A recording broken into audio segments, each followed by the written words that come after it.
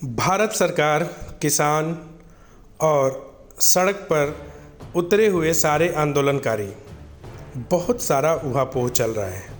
आप देख रहे हैं आए दिन न्यूज़ और मीडिया से तो खैर गायब है चीज़ें, छिटपुट कहीं पे दिख जा रही हैं, कोई मीडिया वाला कवर कर रहा है इनको।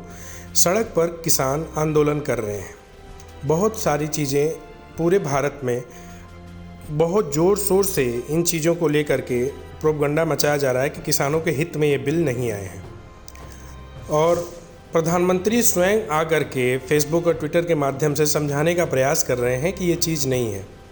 हरियाणा 24/7 से मैं शुभम मिश्रा आप लोगों को बताने के लिए थोड़ा सा इस बिल की डिटेलिंग देने के लिए मैं आया हूँ। आइए पहले समझते हैं कि अब से इस बिल से पहले किस तरह से किसान अपनी चीज़ों को उठा करके मार्केट तक पहुंचाते थे, या जो हमारी थाली में, आपकी थाली में या किसी और की थाली में परोसा जाने वाला खाना है, वो खाने का एक्चुअल में प्रोसेस क्या है कि वो खेतों से कैसे उगता है और हमारी थाली तक कैसे पहुंचता है।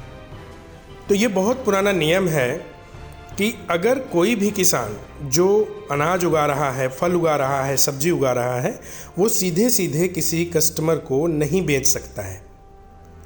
थोड़ा सरप्राइजिंग है बहुत लोगों के लिए जानना कि मैं किसान हूँ, अगर मैंने कोई सब्जी उगाई, फल उगाया, तो मेरी मजबूरी है कि उसको ले जा कर के मैं किसान मंडी में ही बेचूंगा, मैं सीधे कस्टमर को नहीं बेच सकता।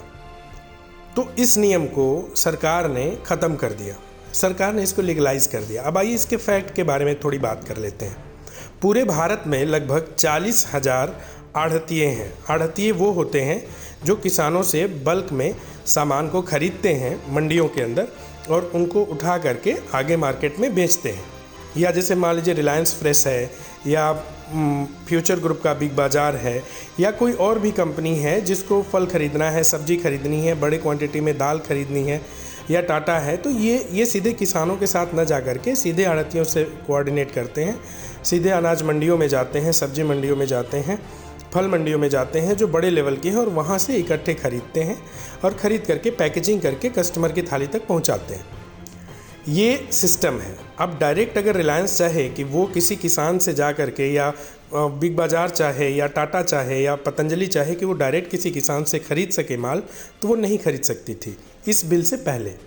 अब इस बिल में संशोधन क्या हुआ है? बिल में संशोधन ये हुआ है कि किसान को स्वतंत्र कर दिया गया है कि या तो वो मंडी में बेच सकता है जा कर के, या फिर वो डायरेक्ट किसी कस्टमर को अपना रेट तय करके दे सकता है। रेट तय करने की सुविधा कुछ इस तरह से है कि मिनिमम सेल प्राइस जो MSP है वो गवर्नमेंट डिसाइड करेगी, गवर्नमेंट फिक्स करेगी कि किस प्रोडक्ट का कितना मिनिमम रेट होना चाहिए।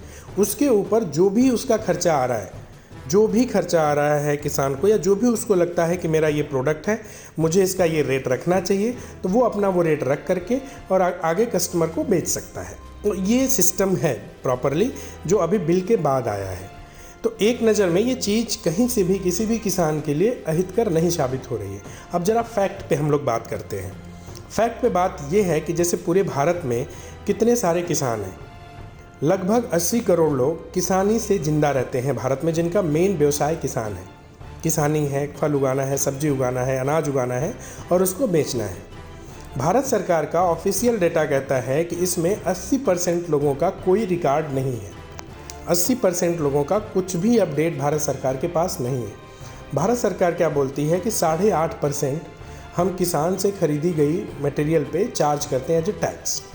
उस 8.5% में 2.5% आढ़तिये लेते हैं टैक्स का, जो स्टेट गवर्नमेंट लेती है एक तरीके से कह सकते हैं, और 6% भारत सरकार लेती है।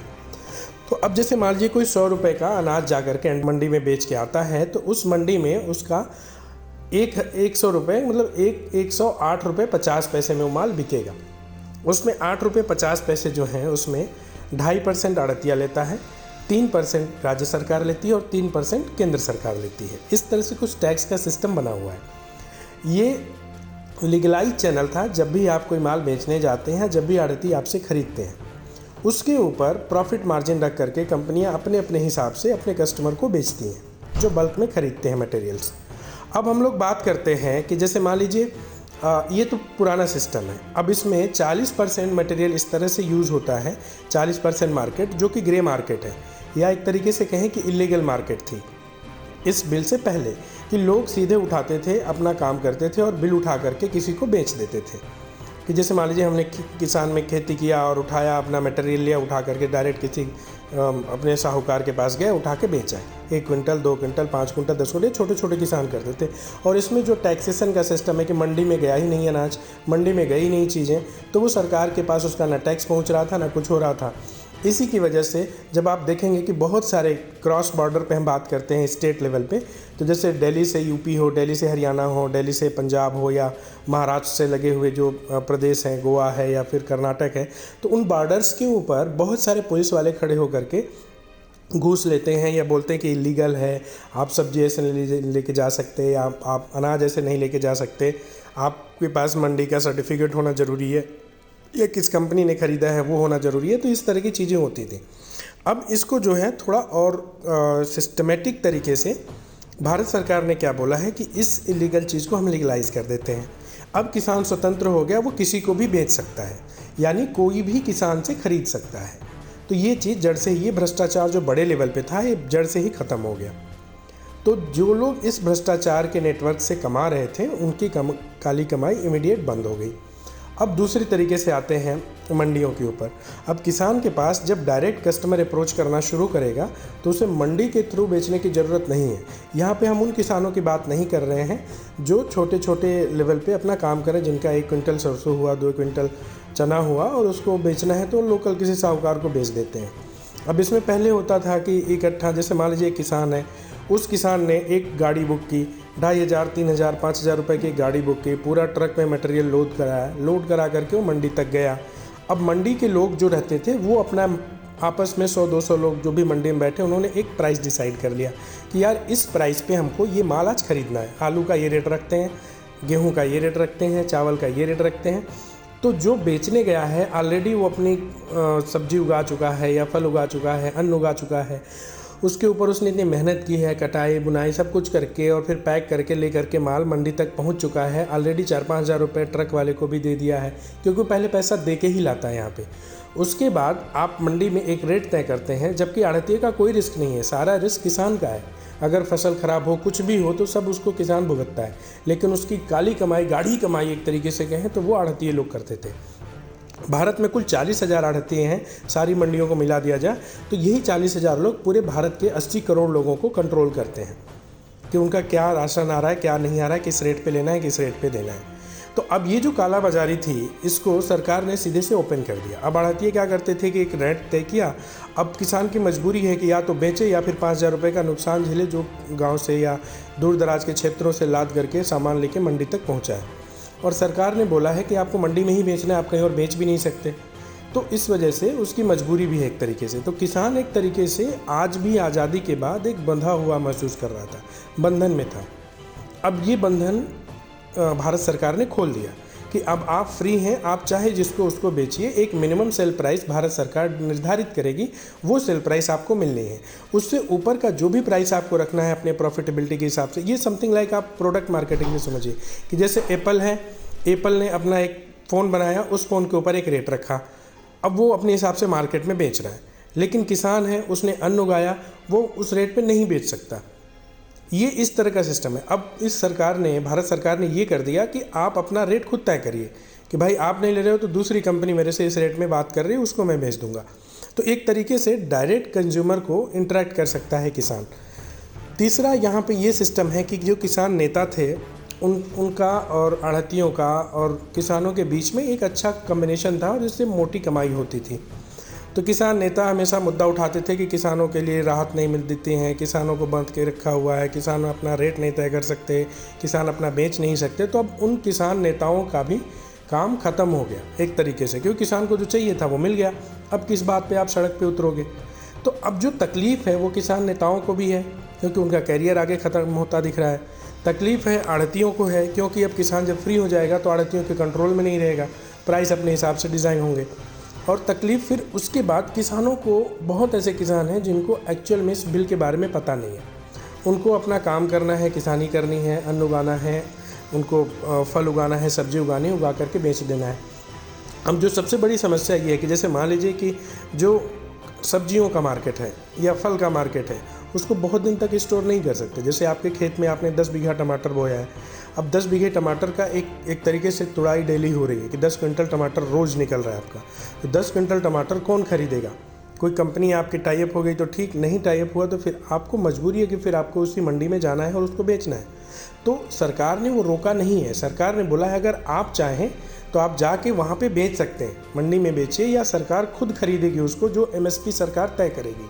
तो या तो सरकार डायरेक्टली आपसे खरीदेगी, या सरकार को अगर आप नहीं बेचना चाहते हैं, कोई कंपनी आकर के डायरेक्टली आपके साथ खरीदना चाहती है, खरीदारी करना चाहती है, तो आप उस कंपनी को बेच दीजिए। तो ये सिस्टम बहुत क्लियर है, इसमें कुछ भी हिडन नहीं है कि सरकार ने जो बिल लाया है इसका असर आने वाले 10 साल बाद दिखेगा, लेकिन इसका क्या फ़ायदा है, क्या नुकसान है, इस पर आज के 10 साल बाद चीज़ें क्लियर हो पाएंगी। भारत एक कृषि प्रधान देश है और कृषकों को ही इतनी बुरी कंडीशन में रखा गया था आज तक। बहुत लोगों को पता भी नहीं होगा कि किसानों को किस तरह से बांध करके रखा था सरकार ने।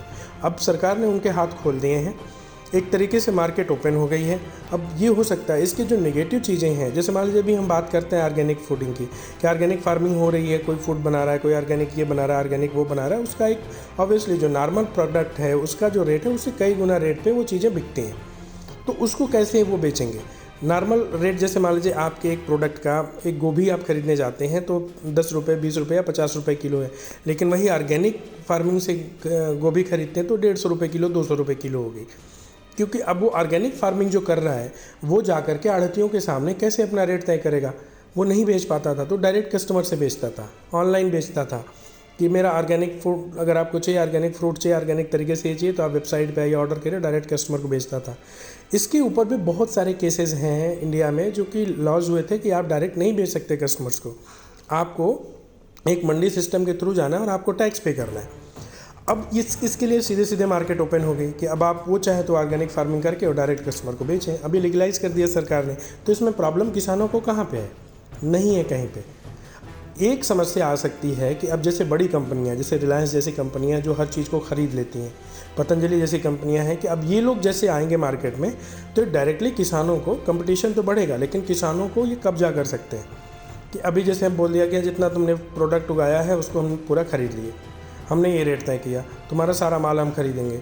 अब नेक्स्ट लेवल इसका ये आएगा कि तुम मेरे लिए खेती करो, मेरे लिए ये उगाओ, लीज पे काम करते हैं, कॉन्ट्रैक्ट पे काम करते हैं, तो मेरे लिए ये रेट उगाओ और ये रेट पे हम लोग तय कर लेते हैं, इस हिसाब से हम लोग काम करेंगे। तो अब मान लीजिए रिलायंस के पास पूरा 5 स्टेट काम कर रहा है, पूरे 5 स्टेट के किसान रिलायंस के लिए ही काम कर रहे हैं, 10 स्टेट के लोग अदानी के लिए काम करना चालू कर दें, 10 स्टेट के लोग पतंजलि के लिए काम करना चालू कर दें, तो उस कंडीशन में क्या हो जाएगा कि अब चूँकि मार्केट ओपन करने से एकाधिकार भी हो सकता है। तो ये सब कुछ ड्रॉबैक हैं जिस पे भारत सरकार को सोचना चाहिए और इसके लिए भी कुछ एक रूल या नियम बनाना चाहिए कि कोई भी एक कंपनी किसी भी एक स्टेट में या किसी भी एक प्रोडक्ट लाइन के अंदर वो घुस के काम नहीं कर सकती। जैसे मान लीजिए अदानी है, अदानी फ्रेश फार्म के नाम से काम करते हैं, ऑलरेडी उनका एक ब्रांड है, उसके अंदर वो बहुत सारे किसानों से डायरेक्टली अपने नाम पे प्रोड्यूस कराते हैं, सेब हैं या इन सब चीज़ें जो फ्रूट्स आते हैं अदानी के, उस पर अदानी के स्टिकर भी लगे रहते हैं। अब प्रॉब्लम ये है कि अगर अदानी के पास अगर सिर्फ सेब मार्केट ही टारगेट कर लिया अदानी ने कि सेब उगाने वाले पूरे भारत में जितने भी किसान हैं वो सारे किसानों के साथ सीधा जाके कॉन्ट्रैक्ट कर लिया, मंडी से कोई मतलब ही नहीं रहा, तो अब सीधे किसानों से उठाएगा माल और अपने हिसाब से रखेगा, सेब कहीं और आपको मिलेगा नहीं। अदानी ने सीधा सेब के ऊपर कंट्रोल कर लिया, वो जो रेट तय कर देगा, मजबूरी में कस्टमर को रेट खरीदना पड़ेगा। तो ये भी एक ड्रॉबैक इस रूल का हो सकता है कि मार्केट ओपन करने से किसानों के पास जो भी प्रॉफिटेबिलिटी है हो सकता है वो X% बढ़ जाए, लेकिन मार्केट में या कस्टमर में ऑटोमेटिकली वो प्राइस अप हो जाएगा या महंगाई बढ़ सकती है। तो इसके ऊपर भारत सरकार ने भी कुछ भी खुला इस बिल के अंदर नहीं कहा है कि किस तरह से कंपनियों को वो रोक पाएंगे। एक पहलू ये तो बहुत अच्छा है कि किसानों के लिए मार्केट ओपन हुई है, लेकिन दूसरा पहलू ये जो मैंने आपको बताया ये एक पहलू है जो कि हो सकता है कि आगे, बट ये हाइपोथेटिकल हो भी सकता है, नहीं भी हो सकता है। जैसे केले का मार्केट हो गया, फल में किसी एक पर्टिकुलर डिवीज़न, सरसों का ही हो गया। कई बार आपने सुना होगा कि दलहन का रेट बहुत बढ़ जाता है, ये अरहर की दाल 100 रुपये 150 रुपये किलो तक पहुंच गई थी, तो उसके पीछे सारे बिचौलियों का ही खेल होता है। किसान के पास तो फिर भी वही रेट मिलता है 20 रुपये 30 रुपये 40 रुपये किलो, लेकिन हमें और आपको ख़रीदना पड़ रहा है 150 रुपये किलो, 100 रुपये किलो, 125 रुपये किलो। तो इतना डिफरेंस जो मार्जिन बीच का है, जो किसान को हम 40 रुपये में बेच रहा है किसान और मार्केट में बिक रही है 100 रुपये, तो 60 रुपये मतलब एग्जैक्ट प्रोडक्ट लागत का 2.5 गुना 1.5 गुना रेट पे अगर मार्केट में बिक रहा है तो क्या रीज़न है, और वो पैसा कहाँ जा रहा है, क्यों जा रहा है, हमारी आपकी जेब से जा रहा है तो किन कंपनियों के पास जा रहा है। तो ये सब चीज़ें थोड़ी हैं जिनके ऊपर सरकार को एक बार फिर से विचार करके और बिल को अमेंड करना चाहिए इस दिशा में भी। देखते हैं ऊँट किस करवट बैठता है। अभी तो फ़िलहाल जगह जगह से बहुत सारी खबरें आ रही हैं, किसान सड़कों पे हैं, जगह जगह आंदोलन कर रहे हैं। वो आंदोलन हो सकता है आढ़तियों के कहने पे कर रहे हो, किसान नेताओं के कहने पे कर रहे हो, लेकिन हकीकत इस बिल की यही है जो आपके सामने हरियाणा 24/7 लेके आया है। और देखते हैं ऊँट किस करवट बैठता है। अभी तो सनी देओल को भी गुरदासपुर में बोला गया कि उनके गांव में नहीं घुसने देंगे, उनको घरों में नहीं घुसने देंगे, उनको लोकसभा में नहीं आने देंगे, या इस तरह की बहुत सारे नेताओं के खिलाफ जो बीजेपी के नेता हैं या जो लोग बोल रहे हैं किसानों के पक्ष में या इस बिल के पक्ष में, उनको उनकी ही जनता या पीछे ही कहें कि जो विपक्षी पार्टीज़ हैं या जो किसान नेता हैं या जो आढ़तिये हैं, ये उनको आड़ो हाथ ले रहे हैं, क्योंकि कमीशन बंदी हो गई एक तरीके से कि अब कमीशन आप नहीं ले सकते। ये अब या तो मार्केट ओपन हो गया तो जो कंपनियां खरीदेंगी बेचेंगी वो सीधा उसके ऊपर जीएसटी लगा हुआ है, टैक्स सीधे भारत सरकार के पास जाएगा। तो देखते हैं क्या होता है। ये थी शुभम की रिपोर्ट हरियाणा 24/7 से। आपका दिन शुभ हो। अपना कमेंट ज़रूर करें और ज़रूर बताएं कि आपके मन में क्या विचार हैं इस बिल को लेकर के।